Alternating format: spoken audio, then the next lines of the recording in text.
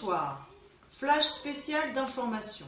Après 2 mois de grève pour s'opposer à la suppression de 22% des effectifs, les coiffeurs, coiffeuses, épilateurs et épilatrices ont voté pour une prolongation de leur mouvement.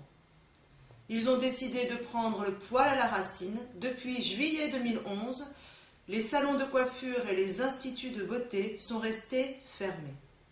Hier, un degré supplémentaire a été franchi. Tout le peuple français se mobilise pour une grève nationale. Notre reporter était sur place. Bonjour, je suis en pleine manifestation contre le poil, cette manifestation qui réunit des millions de personnes en France aujourd'hui. Actuellement, nous sommes au milieu du cortège où nous allons rencontrer une jeune femme qui a décidé de dire non au poil.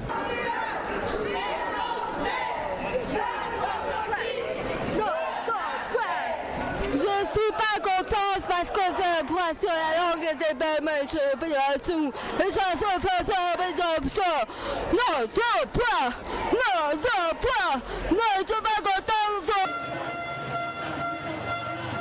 C'est un succès incontesté pour les associations qui se battent contre le poil, les associations de tout poil. Comme vous pouvez le voir derrière moi, les salons de coiffure et les centres d'esthétique sont toujours fermés. Malgré la manifestation qui a réuni des millions de personnes en France et les discussions entre les syndicats et les professionnels de la coiffure et de l'esthétique, toujours rien n'a abouti. Peut-être pouvons-nous espérer dans les prochains jours une amélioration, parce qu'en attendant, ça continue à pousser.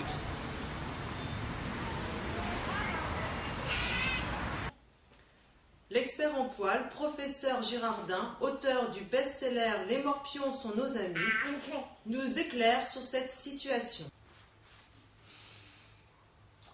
Selon le protocole de VZV par PCR, nous obtenons une acidoclovir inutile, ce qui définit en support du redéploiement anodin de la granulation arachnoïdienne un développement du poil sternothyroïdien. Ce déclenchement épidermique d'un poil interne entame une régression occipale nerf frénétique qui déclenche le phénomène de naissance de ce que l'on nomme vulgairement le poil. Ce que l'on rencontre aujourd'hui est un phénomène très simple. Il s'agit d'un cas très typique de colique gauche du poilu, qui s'exprime clairement par une réalité qu'il nous suffit de vous détailler simplement pour plus d'éclaircissement. La colique gauche du poilu est un épanchement vestibulaire de Reissner qui rentre en conflit cilié interne du follicule pileux au terme d'une toute simple synthèse de la corne de Galien. Or ça, si les veines thalassostriées sont chantées en position inférieure, il s'agira...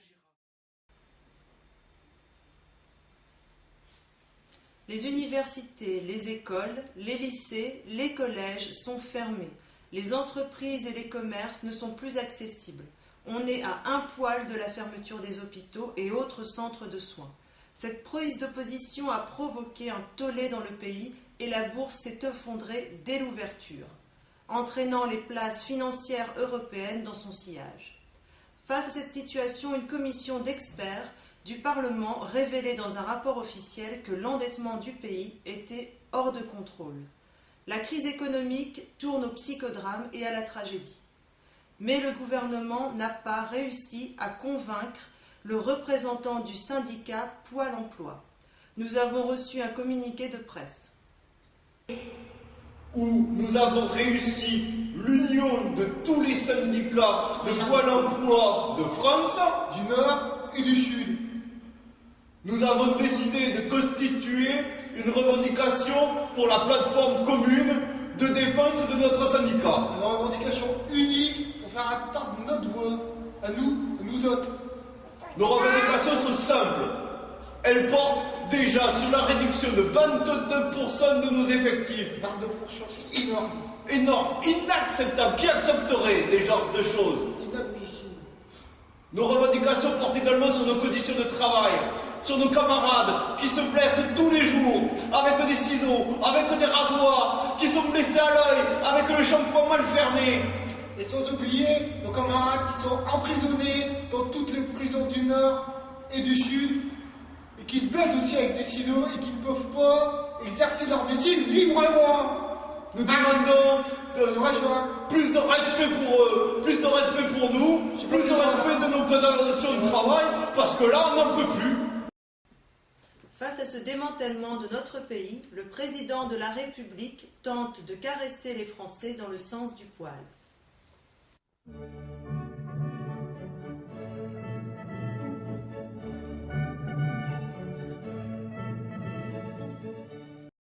Mes chers compatriotes, je ne vous caresserai pas dans le sens du poil, ni ne couperai les cheveux en quatre.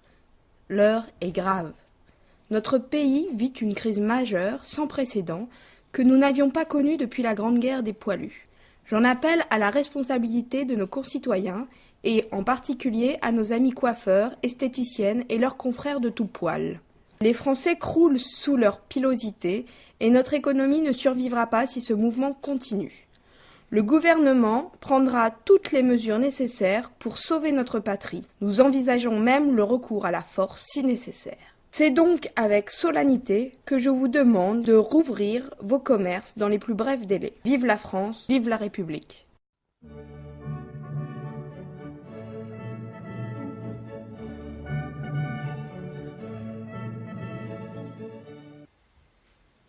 Une mobilisation qui s'étend à un poil international.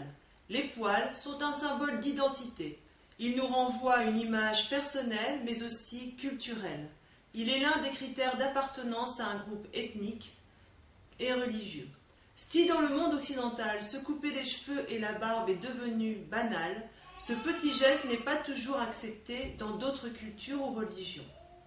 Notre correspondant a réussi à réunir le Dalai Lama et le Mollah Omar dans un entretien inédit. Parce que maintenant, moi j'ai fini à ressembler à lui là avec tous ses poils. C'est quoi cette histoire? Après ma réincarnation, elle est niquée moi avec tous les poils là. Ça fait 30 ans que je bouffe rien. Tout ça pour pouvoir me réincarner un peu plus tard. Ah mais je suis d'accord avec mon ami Dalaï, moi. Parce que là, cette grève, ça nous fait un mal, mais un mal. Moi je sais plus qui je dois tuer. Je sais plus, j'ai fait plus la différence avec tous les poils partout, je sais plus qui c'est qui est musulman, qui c'est qui est chrétien, qui c'est qui est bouddhiste. Alors voilà, on peut pas poser des bombes. Alors ça nous gâche le métier. Parce que moi, après je ressemble à lui, on fait plus la différence entre lui et moi, et c'est plus possible parce qu'on a